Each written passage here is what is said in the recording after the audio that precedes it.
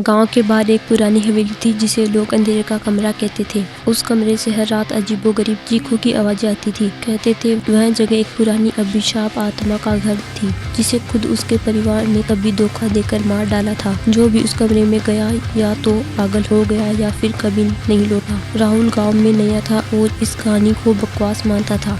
दोस्तों ने उसे चिढ़ाते हुए चुनौती दी कि अगर वह अंधेरे के कमरे में रात बिताएगा तो उसकी हिम्मत मानी जाएगी। राहुल ने हंसते हुए कहा, डरते तुम हो इसलिए ये कहानियां बनाते हो, मैं दिखाता हूँ कि ये सब फालतू की बातें हैं। रात के अंधेरे में राहुल ने टॉर्च और कैमरा लेकर हवेली का रुख किया। हवेली के अंदर घुसते ही एक ठंडी हवा के झोंके ने उसका स्वागत किया। हर चीज पुरानी और खंडर हो चुकी थी। दीवारों पर अजीब सी काली परछाइयां थी जैसे कोई उसे घूर रहा हो। उसने टॉर्च की रोशनी दीवार पर डाली तो अचानक उसे लगा कि दीवार पर खून से कुछ लिखा था, तुमसे पहले भी कई आए लेकिन कोई नहीं बचा। राहुल ने सोचा शायद ये किसी का मजाक है। अंधेरा कमरा हवेली के सबसे पिछले हिस्से में था। दरवाजे पर बड़े बड़े निशान थे जैसे किसी ने उसे अंदर से नोचने की कोशिश की हो। राहुल ने दरवाजा खोला और उसके अंदर अजीब सी गंध थी, मिट्टी, सड़े हुए मांस और जले हुए लोहे की। जैसे ही वह कमरे में घुसा दरवाजा जोर से बंद हो गया। उसने मुड़कर दरवाजा खोलने की कोशिश की लेकिन वह जैसे किसी अनदेखी ताकत से सिल गया हो। कमरे में अचानक अंधेरा छा गया।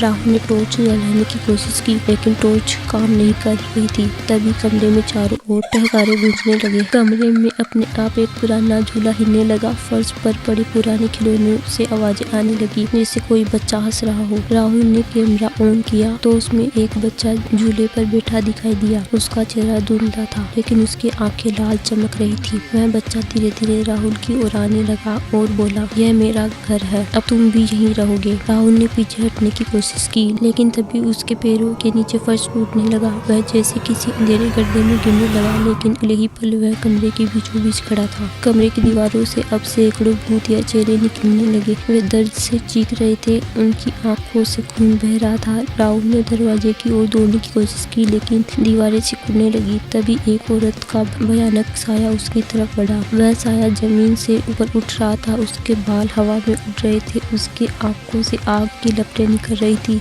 वह बोली, तुमने यहाँ आने की हिम्मत की तो अब तुम्हारी आत्मा भी इसी कमरे का हिस्सा बनेगी। राहुल ने चिल्लाते हुए माफी मांगी, मुझे जाने दो, मैं यहाँ गलती से आया हूँ। लेकिन कमरा उसकी चीखों को निगलता जा रहा था। वह देख रहा था कि उसका शरीर गायब हो रहा है और उसकी आत्मा दीवार पर कैद होती जा रही है। अगले दिन गाँव वालों ने हवेली के बाहर राहुल की टॉर्च और कैमरा पाया। कैमरे में आखिरी फुटेज में राहुल का चेहरा डर से विकृत था और एक आवाज गूंज रही थी, अंधेरे के कमरे ने एक और आत्मा को निगल लिया, अब अगला कौन होगा। गांव के लोग कहते हैं कि हर पूर्णिमा की रात अंधेरे का कमरा चीखों और ठहाकों से गूंजता है और जो भी उसकी तरफ देखता है वह अगले शिकार की सूची में आ जाता है। तो क्या आप अंधेरे के कमरे का सामना करने की हिम्मत रखते हैं?